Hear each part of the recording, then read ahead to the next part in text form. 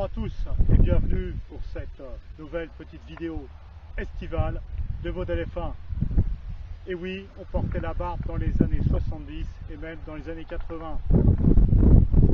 Je vous propose de me rejoindre pour un petit tour des récoltes de brocantes réelles et brocantes virtuelles sur internet pour faire partager ce que j'ai trouvé, comme quoi on peut se constituer une collection par armée française des années 70, 80 et 90 à prix tout à fait raisonnable. Ces derniers temps, je me suis porté acquéreur de pas mal de choses en brocante électronique. Alors, je ne vais pas tout vous montrer, mais néanmoins, par exemple, je vais vous présenter ce lot.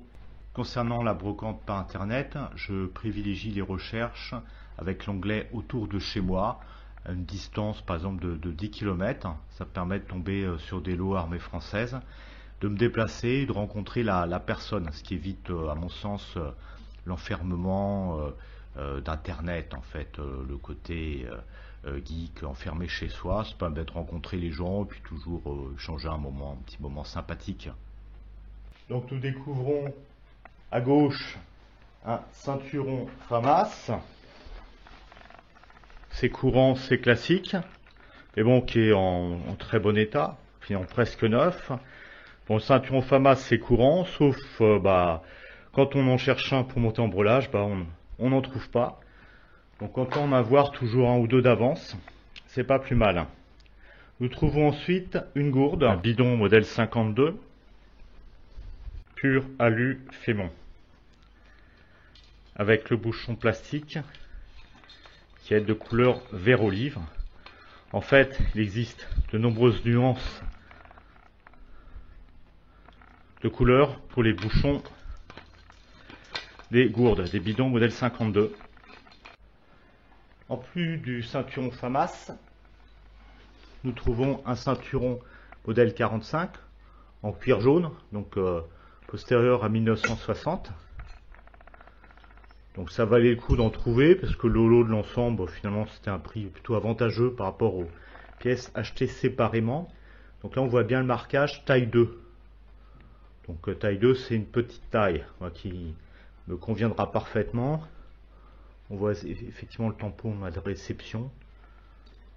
Bon, qui est un peu effacé, mais sinon on est sur une pièce vraiment encore en très bon état. Donc ça valait le coup. En plus, en se déplaçant là sur le bon coin, on peut vraiment avoir les pièces en main, vraiment regarder, éventuellement si on ne veut pas acheter, on peut toujours dire non. Donc ça devient de la vente en direct, comme sur une brocante réelle finalement. Ensuite, l'élément qui a retenu mon attention lors de cet achat donc en brocante électronique, ce sont les porte-chargeurs de MAT 49. Là, je ne possédais pas de porte-chargeur de MAT 49. Et je voulais en avoir, pour le plaisir évidemment de la collection, de la pièce, et puis parce qu'il va y avoir une vidéo qui sortira dans les mois qui viennent, qui traitera de ces sujets des années 70, de la tenue S300 nouveau et des brelages cuir. Donc en même temps, je vous présente ces pièces, je vous fais partie l'annonce des prochaines vidéos modèle F1.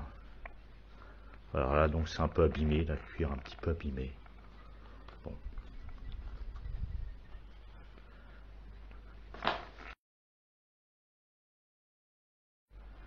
Afin de compléter cet ensemble, qui est incomplet, puisque nous on n'a pas le brelage complet, on a fait un petit achat sur internet auprès de Bretagne Surplus ou Brest Surplus, qui vendait les éléments manquants. Donc par exemple, les bretelles de suspension et également une housse de gourde, de bidon, avec l'intérieur bleu foncé, qui est en tissu type tissu F2. Là on voit le marquage, mais la date. Là on voit le marquage, mais la date n'est pas très nette. On est en tous les cas dans les années 80-90. Pour notre gourde. Toujours une acquisition de brocante électronique. L'insigne régimentaire du 1er RI, 1er régiment d'infanterie, avec sa devise « On ne relève pas Picardie ».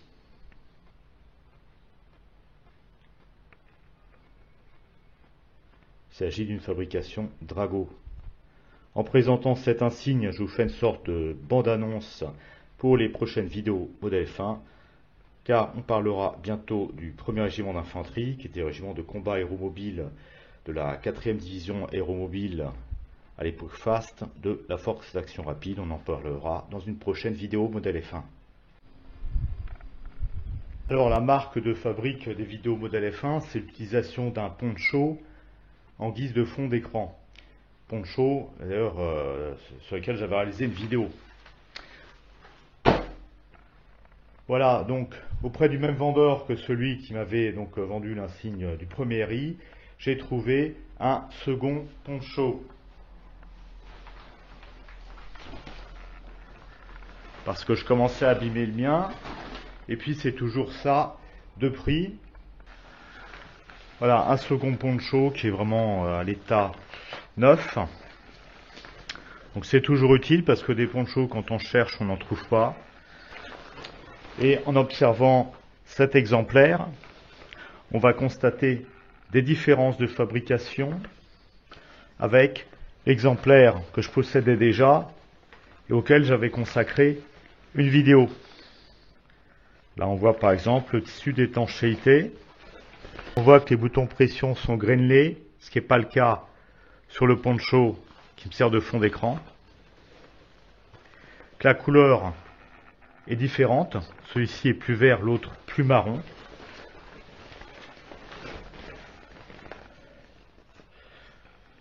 L'intérieur aussi est différent. On peut penser que ce poncho-ci est d'une fabrication plus récente que le poncho qui me sert en toile de fond. Sur ce poncho, hélas, pas de marquage. Pourtant, on peut en trouver à l'intérieur. Marquage à l'encre noire, avec indication fabricant, année de fabrication et taille, petite taille ou grande taille. La comparaison entre le nouveau poncho, bouton grainelé, et l'ancien bouton non grainelé. Là, on voit aussi que la couleur intérieure est différente.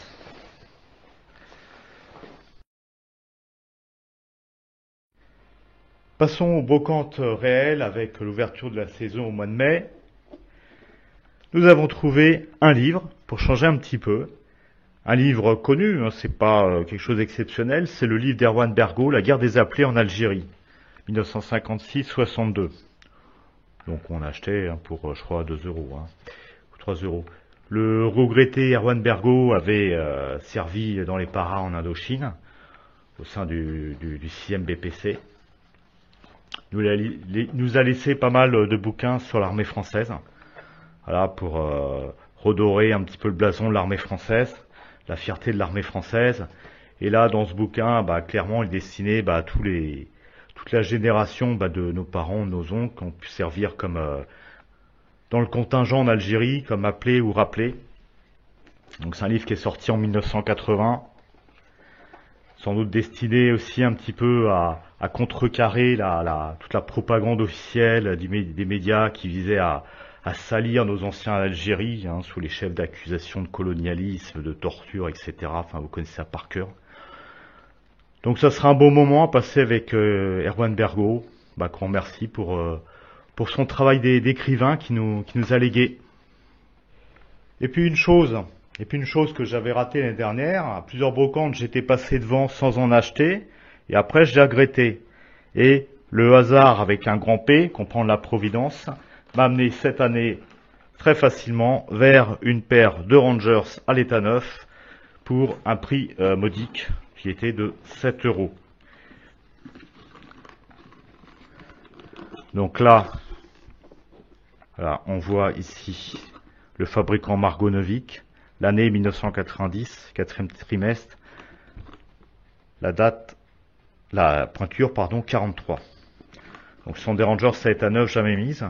Et là, il y a des traces blanchâtres, parce que le vendeur, qui était en fait une association de bienfaisance, a voulu faire bien et mettre du cirage blanc dessus. Donc il n'aurait pas dû.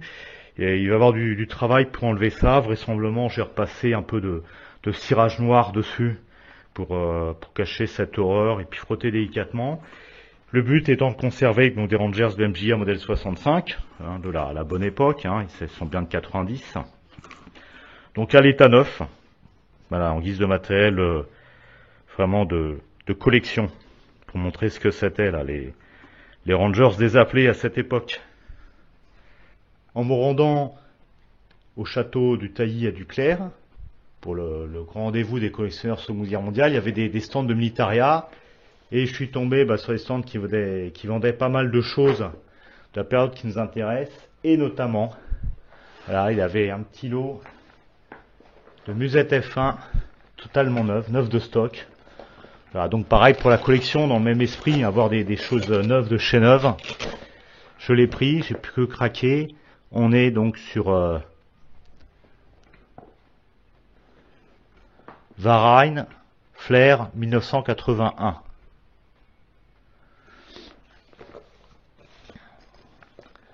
Voilà, pour conserver donc vraiment à l'état neuf en collection. Voilà, et à titre de comparaison, à droite, il y a une autre musette F1, celle que je vais présenter dans la vidéo sur le sac musette d'ailleurs, qui est en bon état, hein, qui est une bonne occasion. Celle que j'utilise aussi, vous voyez, il y a des traces de sueur, je l'utilise en situation réelle, hein, pour le plein air, les activités de plein air, les activités un petit peu de randonnée, voilà, et puis pour les reconstitutions. Donc ça fait 2 exemplaires de musette F1, on voit les nuances, hein, les verts de la toile sont différents, couleur des sangles aussi légèrement différente, alors aussi patine du temps. Cette année, j'ai fait pas mal de choux blancs en brocante, c'est-à-dire que je me suis rendu à plusieurs brocantes où il n'y avait rien en truc militaire, quoi. Une brocante, 2 brocantes dans la même journée et rien en truc militaire. Voilà, aussi à signaler. Bon, finalement, j'ai eu aussi une journée heureuse où dans les 2 brocantes que j'ai fait, j'ai trouvé à chaque fois des choses militaires que je vous présentais. Donc là, une brocante réelle, là, une brocante là, du mois de juin, je crois. Donc là, on a une trousse sucée, en fait, une unité collective, pour MAT 49. Donc là, le porte-chargeur de MAT 49, donc la trousse sucée, en fait. Voilà, c'est le même principe. Et donc la trousse sucée comprend donc le matériel de nettoyage de l'arme, donc de la MAT 49, matériel d'entretien, nettoyage. Là, on est dans un fabricant d'eau-mange. Là, on est dans du neuf de stock. Permettra donc de finaliser le brelage pour MAT 49, brelage cuir. Sur le même stand de brocante, qui était le stand de l'association Service National, j'ai trouvé une chose que je cherchais, encore une fois, miracle de la Providence, une cote de mécanicien. Alors, cette cote de mécanicien, on la trouve dans les années 80-90, elle a dû apparaître dans les années 70, je n'ai pas la dénomination exacte, ni la date d'apparition. On la trouvait dans toutes les unités de l'armée de terre, puisqu'elles comptaient toutes des véhicules. Ici, par exemple, le 6e RPIMA, sujet de la vidéo-reconstitution. Donc on voit que la combinaison se porte avec béret et ceinturon en tenue de service. La combinaison est dotée d'un ruban de bande velcro pour le port de la bande patronymique, certaines combinaisons comportant également un carré de velcro pour le port du grade. À la mi-saison et en hiver, la cote de mécanicien est portée avec la chemise F1.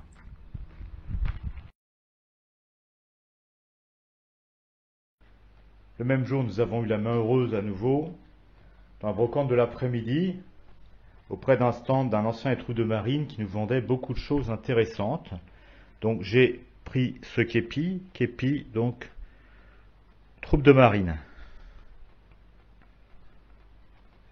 Alors les grades sur les képis sont indiqués en fait par les galons en fait qui se trouvent ici. Donc là le fin liseré doré, ça correspond en fait à un caporal-chef engagé.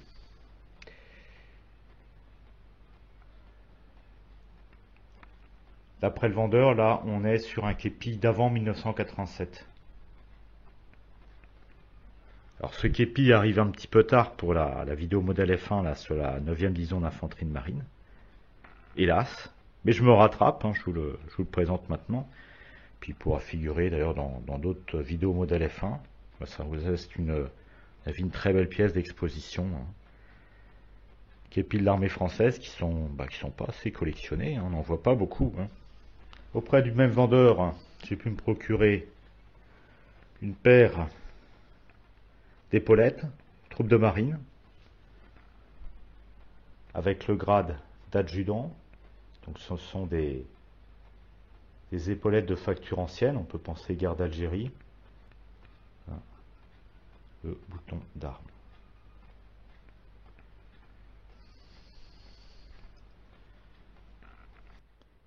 Et auprès du même vendeur, nous avons également acquis un insigne de brevet militaire parachutiste, numéroté,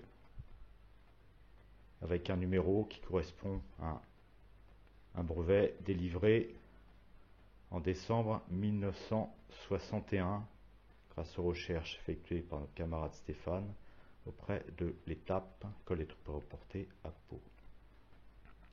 Donc un brevet fin de guerre d'Algérie, qui est très beau, avec le métal un petit peu poli. Et puis là, un élément surtout, il y a toujours le système d'attache, totalement d'époque, qui est présent. Ces autres brevets Algérie, le système d'attache est parti. Voilà, le système d'attache est complet.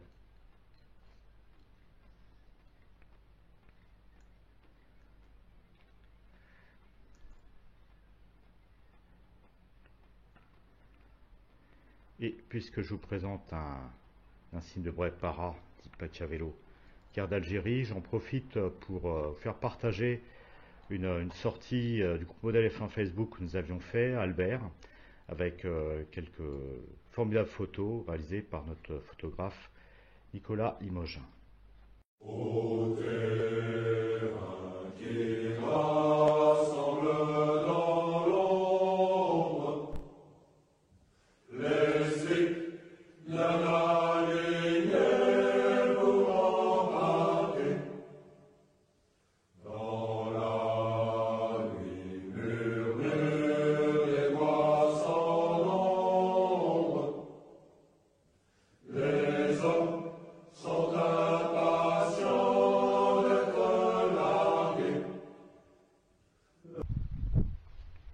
J'espère que cette vidéo vous a plu.